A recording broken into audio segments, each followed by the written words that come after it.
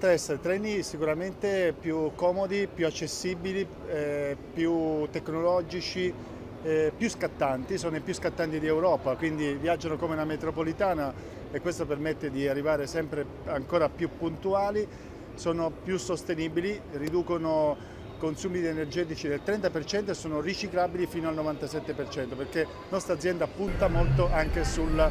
green e quindi sulla sostenibilità ambientale. Noi siamo oggi contenti perché anticipiamo di qualche mese la consegna dei primi nuovi treni Rock e Pop che fanno parte della commessa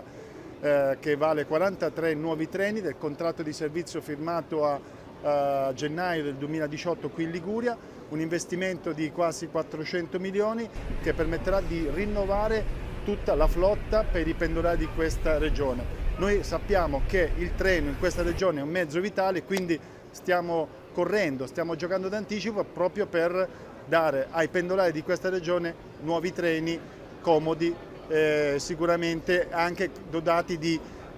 50 telecamere e questo permette da cima a fondo di avere una videosorveglianza, quindi rendere il viaggio ancora più sicuro rispetto a quello che è già oggi. Su che linee opereranno? Cominciamo a farli correre sulla tratta Savona, Genova, Sestri, Levante e poi pian pianino ovviamente andranno su tutte le linee ligure.